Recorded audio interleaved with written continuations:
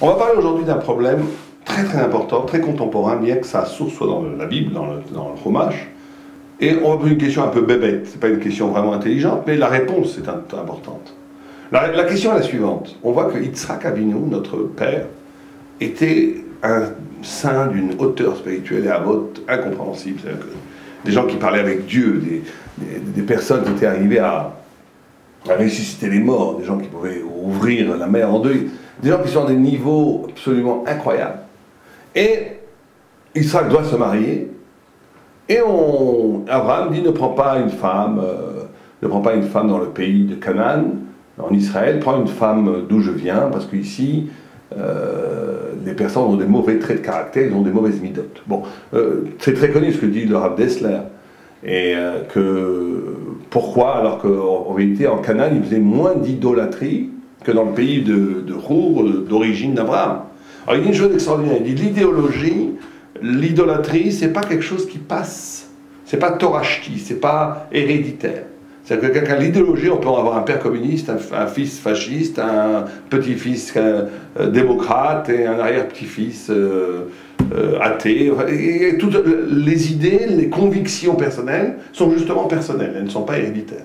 Alors que les traits de caractère, ce qu'on appelle les midot en hébreu, la radinerie, la colère, la méchanceté, ou la gentillesse, ou la générosité, sont des choses où bien sûr la liberté humaine a aussi, et sûrement principalement, son rôle à jouer, mais il y a un affect certain d'hérédité. C'est-à-dire si j'ai un père radin, ou un père méchant, un père mesquin, l'enfant aura du mal à s'arracher à la mesquinerie, ou à la radinerie, ou à la colère. C'est comme ça. Donc dit Abraham, il dit, je ne veux pas de femme pour Yitzhak qui vient d'un pays où ici, majoritairement, les gens ont des très mauvais traits de caractère, sont des gens méchants, parce que ça va affecter le caractère de notre descendance, et Abraham avait la conscience qu'on construisait l'identité du peuple juif. Donc va dans mon pays d'origine, où là-bas les gens sont gentils, c'est vrai qu'ils sont complètement à côté de la plaque, ils sont tous avec des pensées complètement tordues, ils sont tous en train de ils croient tous en l'idole, au bois, à la matière, aux étoiles, ils sont complètement à la panime, ils n'ont aucun sens de la vérité, mais c'est des bons bougres. Et donc la fille qui a de bonnes midotes qui a un bon trait de caractère, qui est gentil, fondamentalement gentil et bonne, elle sera parfaite pour mon fils Yitzhak. Bon, et Eliezer va chercher le shidour, comme on dit en hébreu, la bien-aimée, la fiancée, la future de Yitzhak. Et tout le monde connaît l'histoire, il demande à Dieu, fais-toi un miracle, si je vois un signe, etc. Et tout d'un coup, il voit cette jeune fille, Rivka, qui s'empresse de lui donner à boire à ses chameaux, à lui. Et donc il voit que c'est une fille généreuse, qui aime aider, et tout de suite il dit, voilà, c'est une personne qui est excellente pour pour le fils de mon maître Yitzhak. Le fils de mon maître Abraham, Yitzhak. Bon, et la question qu'il faut se poser, c'est quand même, c'est sûr que c'est très important d'avoir des bonnes midotes. Imaginons aujourd'hui, je ne sais pas si toutes les personnes qui nous écoutent sont des gens religieux, mais les gens religieux, imaginez qu'ils voudraient marier leur enfant, ils trouvent quelqu'un qui est très bon, très gentil, avec un bon cœur, mais qui a une queue de cheval, qui a le nez percé, la langue percée, avec une bague, et qui ne croit pas en Dieu, et qui ne croit pas du tout à la Torah, personne ne voudra faire le mariage avec son fils ou sa fille. Donc pourquoi Élisée n'a pas dit, bon, elle est potentiellement valable pour Yitzhak, elle a un bon cœur, un bon midote, mais il va falloir qu'elle fasse 1 mois, 2 mois, 3 mois, 4 mois de séminaire pour l'endoctriner positivement, pour qu'elle sache, qu'elle accepte les données de la Torah. Comment ça se fait qu'il n'y a pas eu? On va passer à la Torah tout de suite, on voit, Mia, tout de suite, d'accord, elle a un bon trait de caractère, elle peut être la femme d'Yitzhak. Ça ne suffit pas, ça ne suffit pas. Pour que 2 personnes puissent être ensemble, il faut qu'ils aient la même hauteur spirituelle, la même aspiration métaphysique et spirituelle et intellectuelle. On ne peut pas aujourd'hui marier un communiste avec une communiste avec un rabbin. Imaginez un rabbin qui se marierait avec une communiste au bon cœur qui ne croit pas en Dieu. C'est pas possible.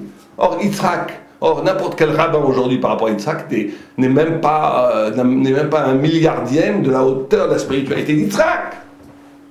Donc si aujourd'hui on ne peut pas marier un rabbin avec une communiste athée qui a bon cœur, à plus forte raison on ne peut pas marier Yitzhak qui est le géant de la spiritualité avec une personne qui a priori ne croit pas en Dieu et qui croit aux idoles, ce qui est pire qu'un communiste.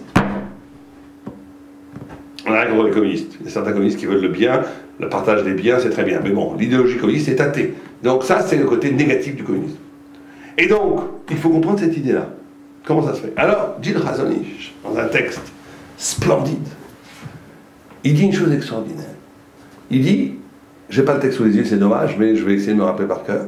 Il dit qu'on doit voir le monde comme une énigme. Il emploie des mots d'une beauté poétique.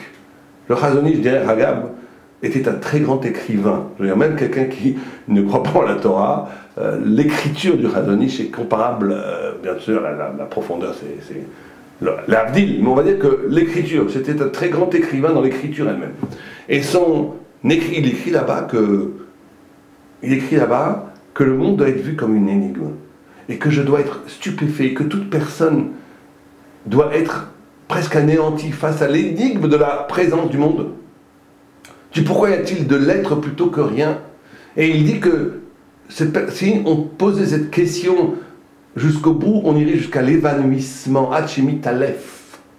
Et il dit que tous ses membres devraient vibrer en même temps de terreur et d'allégresse face à la question de ce monde si sophistiqué, si extraordinairement beau, si paradoxalement harmonieux, si splendide, qui nous dit quelque chose, et qu'on ne peut pas ne pas s'étonner, s'émerveiller de cette présence de l'intelligence divine, de la trace du sérel, de l'intelligence qu'il y a dans chaque chose.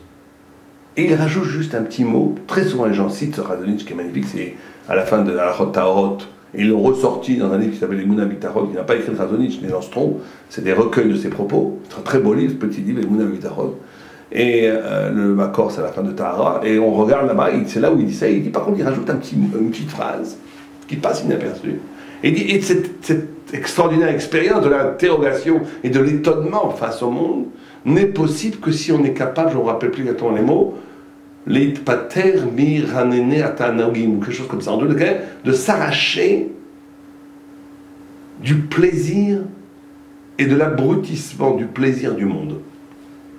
En d'autres termes, il dit quelque chose d'extraordinaire. Il nous dit que qu'est-ce qui m'empêche de penser? Et ça, c'est vraiment un secret magnifique. Qu'est-ce qui m'empêche d'adhérer à la vérité? Qu'est-ce qui m'empêche? Par exemple, comment se fait-il qu'aujourd'hui en France, on a 50 à 60% de gens qui sont athées, qui ne croient pas en Dieu? Pas même chez les Grecs. Comment c'est possible? Si on réfléchit une seconde, comment le monde est là, comment le monde est magnifique, comment le monde est harmonisé, comment un très grand rave disait, imaginons de l'encre, imaginons qu'on ait une page de papier avec un très beau poème, avec des versets, des correspondances, etc. Et qu'on demanderait qui a écrit ce texte. On dirait l'encre est tombée par hasard, elle a écrit le texte. Celui qui dirait ça, on dirait c'est un fou, ça n'existe pas. Or, tout le monde comprend que l'écriture, même très fine, sur un bout de papier, est des milliards moins sophistiquée que l'extraordinaire harmonie et coïncidence qu'il y a dans l'univers. Donc c'est une évidence absolue que le monde est créé. Absolue. Absolue. Surtout qu'aujourd'hui, on sait que le monde a un début, donc ça ne peut pas être que le monde a toujours été là, donc il n'y a pas besoin de créateur. Non, donc c'est une évidence absolue. Qu'est-ce qui fait que face à une évidence tellement absolue, on a 60% de personnes qui n'y croient pas? Parce que c'est très simple. Parce que dès que je vais y croire, ça veut dire, oh là là, si je crois, c'est que Dieu a créé le monde. C'est même pas croire, c'est simplement une implication logique. Dès que j'en arrive à une conclusion logique, que s'il y a créature, il y a créateur, que s'il y a harmonie dans la vie, il y a harmonisateur, que s'il y a complexité, il y a intelligence derrière cette complexité, etc., etc. Dès que j'en arrive à ça, j'en arrive à dire, bon, s'il y a un créateur, il n'a pas créé des choses pour rien. Donc ça va m'obliger. Ça va faire que je vais être obligé de faire des choses, je vais être obligé de m'engager. Ça va changer mes habitudes. Et ça, je ne veux pas. Donc, je vais à un brouillard de pensée bidon, le hasard, la vie, blablabla, ouais, d'accord. J'oublie tout ça et je crois pas en Dieu, je continue à faire mes bêtises. Je continue à faire ce que j'ai envie de faire. D'ailleurs, derrière Hagab, cette vérité, elle n'est pas du tout simplement vraie que pour les athées. Elle est vraie pour nous. Il faut se demander comment se fait-il qu'il y a des rabbinim qui sont arrivés à des hauteurs spirituelles incroyables, qui prient tellement fort qu'ils font des miracles, j'en ai vu, qui arrivent à des connaissances intellectuelles et spirituelles absolument étourdissantes. Ils connaissent le chasse, ils connaissent tout le Talmud, des livres, et que d'autres étudient la Torah tous les jours, même qui sont des avréchim, ils étudient toute la journée. Ils arrivent vraiment à des niveaux très très bas. Ils ne connaissent même pas une page de Gemara par cœur. Comment ça se fait? Eh bien c'est très simple, parce qu'on fait tout, là il ne faut pas parler des gens, on doit parler de nous, à part quelques exceptions. On se donne des limites, On dit attends, moi combien, il faut se poser la question, il faut avoir le courage de se poser la question. Comment se fait-il qu'il y a un Chazon Ish, un Chofetz Chaim, un Rav Chaim Kanievski, qui sont arrivés à des niveaux incroyables. Et c'est pas une question de coefficient intellectuel. Bien sûr qu'il y a les facilités naturelles, mais il y a des gens très intelligents qui vont pas du tout, qui étudient toute la journée, qui sont nuls. J'en connais plein. Comment ça se fait? D'où ça vient? Ça vient qu'on dit comme ça. On dit, je vous donne un exemple très simple, un peu bête, mais c'est pas aujourd'hui, on va être un peu bête pour bien comprendre les choses. Imaginez que quelqu'un il arrive, il dise, je voudrais offrir un cadeau. Faites-moi un cadeau à un magasin. Le gars il va dire, mais vous voulez quoi? Qu'est-ce que vous voulez comme cadeau? Je sais pas, un cadeau. Bon, alors il peut lui donner un cadeau qui vaut 1 franc, 1 euro, comme 100 000 euros, ça va rien dire. Mais si quelqu'un vient et dit, écoutez, moi c'est précis, j'ai 500 shekels ou 500 euros, ou 100, un cadeau de Pourim, j'ai 100 euros ou 500 shekels à donner. Et vous savez, je veux aussi là-dedans du vin, du whisky, de la vodka et un peu de bonbons. Bon, maintenant, le commerçant, il sait. Il sait qu'il ne peut pas lui donner une bouteille de whisky qui vaut 300 euros. Il sait qu'il ne peut pas lui donner une bouteille de vin qui vaut 150 euros, puisqu'il n'a que 100 euros pour tout. Donc il sait, ou 500 shekels. Donc il va dire, voilà, il va acheter un vin autour de 20 euros, une bouteille de whisky autour de 30 euros, des bonbons, de la vodka. Donc il sait qu'il a un programme. Dans la spiritualité, dans la vie, il faut se faire la même chose. Il faut se poser la question. Combien je suis prêt à investir? Il y a plein de gens qui vont vous dire, moi je veux étudier la Torah, je veux grandir, mais attention, j'ai mon CDR d'écouter la radio et la télévision. Ça, je ne suis pas prêt à être mévataire. Ça, je ne veux pas abandonner. J'ai besoin de savoir ce qui se passe dans le monde, Obama et tout, j'ai besoin de savoir l'Iran et tout. J'ai un autre CDR à gauche, ah oui, j'ai besoin de m'éclater, de m'amuser, restaurant et tout. Ça, j'ai besoin. Troisième à droite, j'ai besoin aussi, bien entendu, de faire un peu de Lachon Hara, un peu de faire un petit peu d'avérote quand même de temps en temps. Je ne suis pas un saint. C'est quatrièmement, on a, et donc je mets un petit rectangle comme ça, où mon investissement spirituel n'est que là, il n'est pas, et donc je m'encercle d'entrée de jeu à être condamné à la petitesse. Alors que les grands tzadikim, qu'est-ce qu'ils font? Ils disent, il n'y a pas de limite. Engvul. Tout ce qui m'empêche de grandir dans la spiritualité, je le balaye. J'envoie le tsunami. Je n'en veux pas. Je suis là pour adhérer à la splendeur divine. Pas de limite. Et ça vient de quoi? Ça vient d'un élément. Un élément très important. Vous savez, vous avez des gens, vous leur posez une question, vous leur proposez quelque chose. La première réaction qu'ils ont, ça doit presque sur leur visage et sur le clippement de leurs paupières, de leurs yeux. La première question qu'ils ont, est-ce que c'est valable pour moi? Et après, blablabla. Est-ce que c'est valable pour moi? Et des gens, vous posez une question, la première chose qu'ils voient, est-ce que c'est valable en soi? Après, ils peuvent se dire, tiens, mais quand même, j'ai un petit problème, il faut quand même que... Bon. Mais ça, c'est deux formes de personnalité complètement différentes.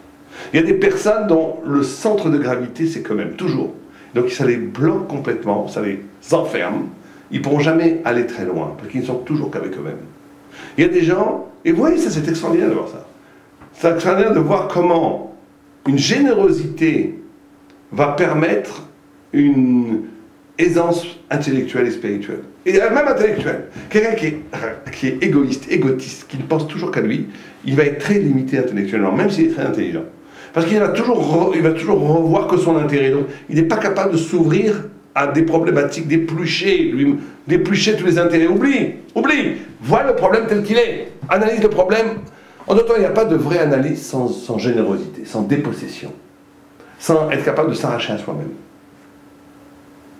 Et donc, quand Eliezer voit Rivka, et qu'il voit que Rivka est prête à tout donner tout de suite, elle ne réfléchit pas. On lui demande, elle ne dit pas est-ce que c'est bien pour moi, est-ce que je me protège. Les gens ils pensent qu'à leur vie, ils ont toujours peur, ils sont toujours... Bon, il y a des gens, les pauvres, ils ont été agressés, alors ça c'est très, très grave parce qu'ils ont développé une personnalité de méfiance, de la défiance. Donc ils sont toujours repliés sur eux-mêmes, recroquevillés sur eux-mêmes, ça les empêche complètement d'évoluer, c'est affreux comme vie. Rivka, elle est généreuse, elle est splendide, elle est lumineuse, elle est soleil, elle donne. Quand quelqu'un est comme ça, quand quelqu'un se soucie de l'autre, quand quelqu'un est ouvert vers l'autre, quand quelqu'un, il s'en fiche de lui, il va accepter la vérité, tchic, tchac. Il n'y a pas besoin de séminaire. Pas besoin d'un mois, 2 mois, 3 mois de séminaire. Parce que ce qui empêche de voir la vérité, c'est le fait que je veux me protéger. Ce qui empêche de voir la vérité, c'est l'égoïsme. Ce qui empêche de s'engager dans la vérité, c'est le petit vie bourgeoise. J'ai besoin de ma petite télé, j'ai besoin de mon petit confort, j'ai besoin de mes petites avérotes, j'ai besoin de mon petit temps à moi, j'ai besoin de mes petites préoccupations. C'est-à-dire que je me coupe complètement de la grandeur. Je troque ma grandeur contre des cacahuètes de singe. Et on fait tous ça. On fait tous ça. Parce qu'à un moment donné, on se dit, j'ai envie d'exister dans la petitesse, c'est tout. Et donc je me limite. Rivka, Eliezer, il avait assez d'intelligence pour voir ça. Il a vu qu'elle ne se limitait pas, une chose qui l'intéressait, c'est qu'elle n'est pas intéressée par elle-même. Quelqu'un qui n'est pas intéressé par lui-même, qui n'est pas égoïste, il est par définition, il a une structure mentale assez ouverte. Vous lui montrez la Torah, tout de suite il y adhère, parce que c'est la vérité. Ça, je vous mets au défi. Je vous mets au défi. On prendrait quelqu'un qui n'a jamais entendu une seule parole de Torah. Rien. Connaît rien. Un juif qui a été élevé chez les bonnes sœurs.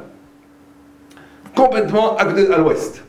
Vous le prenez, s'il a un cœur ouvert, s'il n'a pas de souci de lui, s'il est bon fondamentalement, il est dans l'autre que lui-même. Vous lui parlez 5 minutes de Torah, son visage est clair, il revient à la Torah tout de suite. Badou et Benoussé. Et très souvent, quand on parle à des gens de Torah, pour essayer de les arracher de l'inculture fondamentale qu'ils ont dans leur propre patrimoine judaïque, des juifs qui ne savent même pas ce que c'est Hanouka. Quand vous leur parlez, très souvent, vous voyez ce double affect. D'un côté, une luminosité qui s'allume, ça les intéresse, ils sentent que leur âme se réveille, leur âme endormie se réveille. D'un autre côté, il y a tout un mouvement de protection qui dit « Va des rétro Satanas, laisse-moi tranquille, je me suis marié avec une goya, j'ai des enfants, mes enfants sont goy, j'ai de l'argent, je travaille, fiche-moi la paix avec des histoires de vérité qui vont me perturber mon existence !» Et donc derrière son visage plastique, placide, se joue un combat extraordinaire. Et c'est ça que la Torah nous enseigne. Cette notion, cette relation entre la foi, l'intelligence et le bon trait de caractère, c'est une unité. Quelqu'un qui est fondamentalement généreux, il s'ouvre à l'intelligence. Quelqu'un qui est intelligent, il fait l'expérience de la générosité. Et c'est cette dimension-là que chacun doit se poser honnêtement la question. Où est-ce que je me limite? Il faut abattre les frontières, grandir et rejoindre la lumière divine. Amen.